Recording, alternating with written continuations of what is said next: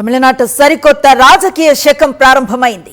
6 దశాబ్దాల తర్వాత డిఎంకే అన్నా డిఎంకే ఇతర ప్రభుత్వం కొలువు తీరింది. ఎన్నో ట్విస్టులు, ఎన్నో అనూహ్య పరిణామాల మధ్య తమిళనాడు సీఎంగా టీవీకే పార్టీ అధినేత జననాయగన్ జోసెఫ్ విజయ్ ప్రమాణ స్వీకారం చేశారు. గవర్నర్ రాజేంద్ర ఆర్లేకర్ విజయ్ చేత ముఖ్యమంత్రిగా ప్రమాణ స్వీకారం చేయించారు.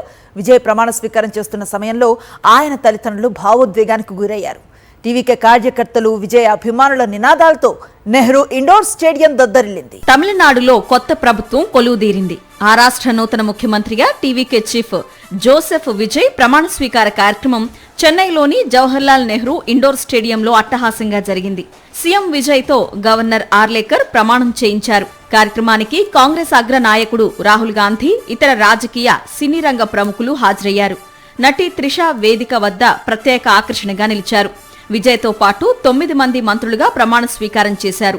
వీరిలో N Anand, Aadhav Arjun, K A Sengottaiyan, K G Arun Raj, P Venkataramanan, C R Nirmal Kumar, Raj Mohan, T K Prabhu, S Keerthana ఉన్నారు.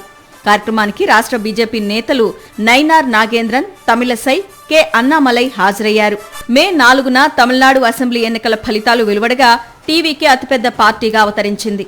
మెజారిటీ మార్కుకు 10 మంది ఎమ్మెల్యేలు అవసరం కావడంతో కాంగ్రెస్, వామపక్షాలు, వీసీకే, ఐయుఎంఎల్ పార్టీల మద్దతు అవసరమైంది. ఈ మద్దతు కూడగట్టుకునే క్రమంలోనే ప్రమాణ స్వీకారానికి కాస్త ఆలస్యమైంది.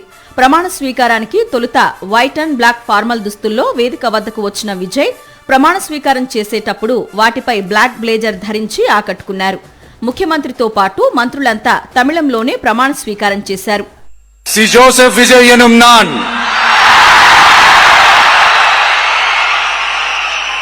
தமிழ்நாட்டு அரசின் முதலமைச்சர் என்ற முறையில்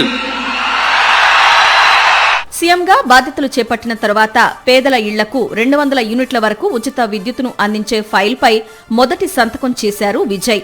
యాంటీ డ్రగ్ టాస్క్ ఫోర్స్, మహిళల రక్షణకు ప్రత్యేక బృందాల ఏర్పాటు ఫైళ్లపై సంతకాలు పెట్టారు.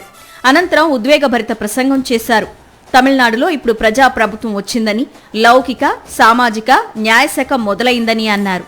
మిత్రులైనా శత్రువులైనా అందరికీ తమ ప్రభుత్వంలో ఒకే చట్టం వర్తిస్తుందని, బంధు ప్రీతికి తావు లేదని తేల్చి చెప్పారు.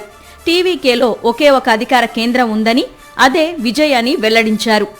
அரசியலுக்கு வந்த உங்க விஜய், இந்த விஜய், நீ வா விஜய், நாங்களா இருக்கோம், பாத்துக்கிறோம். விஜய் தம்பி நீ வா, நாங்க இருக்கோம். விஜய் தம்பி நீ வா, நாங்க இருக்கோம். அண்ணா நீ வாடா, நாங்களா இருக்கோம். நண்பா நீ வா நண்பா, நாங்களா இருக்கோம்னு சொல்லி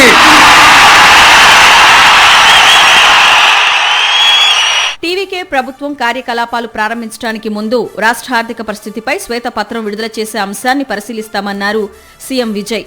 విద్య, ఆహారం, వైద్య సేవలు, మహిళల భద్రతపై ప్రభుత్వం ప్రధానంగా దృష్టి సారిస్తుందని చెప్పారు. ప్రమాణ స్వీకార కార్యక్రమానికి విజయ్ తల్లిదండ్రులు హాజరయ్యారు.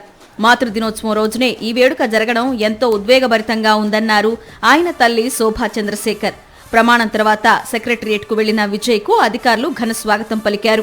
విజయ్ కు తమిళనాడు మాజీ ముఖ్యమంత్రి స్టాలిన్ అభినందనలు తెలియజేస్తూనే రాష్ట్ర ఖజానా ఖాళీ అన్న విజయ్ కు కౌంటర్ ఇచ్చారు. రాష్ట్ర ఆర్థిక పరిస్థితి బాగానే ఉందని, అప్పులు పరిమితులకు లోబడే ఉన్నాయన్నారు. రాష్ట్ర పరిస్థితి తెలిసే పేదలకు ఇన్ని హామీలు ఇచ్చారు కదా అని విజయ్ను ప్రశ్నించారు స్టాలిన్. తనను నమ్మిన ప్రజలను తప్పుదోవ పట్టించొద్దని సూచించారు. ఎన్నికల ప్రచారంలో విజయ్ ఇచ్చిన హామీల అమలు కోసం ఎదురు చూస్తున్నట్లు ట్వీట్ చేశారు స్టాలిన్.